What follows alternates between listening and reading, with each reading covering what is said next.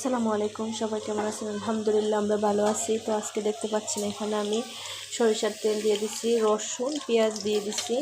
এখানে আমার ইলিশ মাছ রাখা আছে, এখানে ধনেপাতা রাখা আছে, এখানে সব মশলা মরিচ হলুদ লবণ পাঁচফোড়ন আর বেগুন আলু দিয়ে আমি ইলিশ মাছের ঝোল করব। আপনারা দেখতে থাকেন, মশলাটাকে আমি ভেজে নিচ্ছি। দেখতে পাচ্ছ আমার মশলাটা ভাজা হয়ে গেছে, তো আমি এখানে লবণ হলুদ পাঁচফোড়ন সব দিয়ে দিচ্ছি। মশলাটাকে আমি ভালো করে কষিয়ে নিব, তারপরে আমি বেগুন আলুটাকে দিব।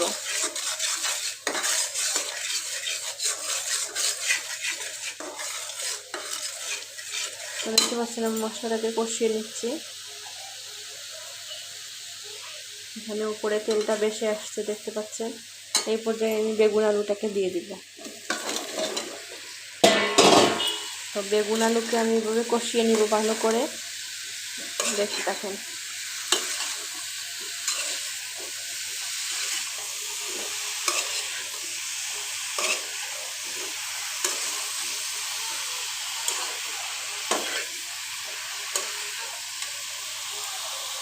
দেখতে পাচ্ছ আমার এখানে বেগুন আলুকে আমি ভালো করে কষে নিচ্ছি। কষে নেওয়া হয়ে গেছে। এখন আমি এই পর্যায়ে মাছটাকে দিয়ে দিব। ইলিশ মাছ আমি ভেজে দিচ্ছি না, কাঁচা মাছটা ইলিশ মাছ আমি দিচ্ছি।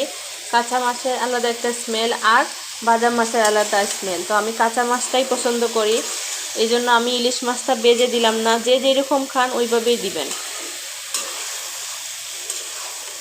আমি মাছটাকে এইটার সাথে ভালো করে আবার কষে নিচ্ছি।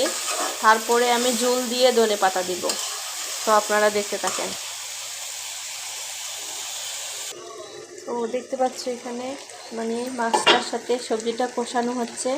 তো আপনারা দেখতে থাকেন, আমি এই পর্যায়ে ঝোল দিয়ে ধনেপাতা দিয়ে দিব। দেখতে পাচ্ছ আমি এখানে ঝোল দিয়ে দিছি। আমার প্রিয় আপু ভাই বোনেরা, প্লিজ আপনারা আমাকে সাপোর্ট করবেন, সহযোগিতা করবেন। তো এখানে আর এই যে ধনেপাতা রেডি আছে, তো আমি এটা এখানে দিয়ে দিব। একটু উতরানো আসুক তারপরে দিচ্ছি। তো আমার প্রিয় আপু ভাই বোনেরা, এই যে দেখতে পাচ্ছেন এখানে এমন করে আমার এটা উতরাচ্ছে। তো আমি এই পর্যায়ে ধনেপাতাটা দিয়ে দিচ্ছি, আপনারা দেখতে থাকেন।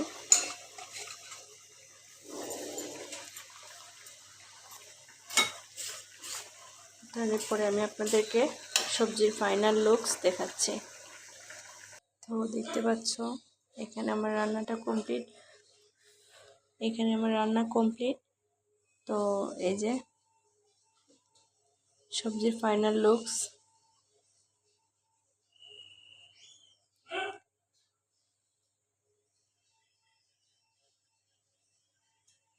আসসালামু আলাইকুম।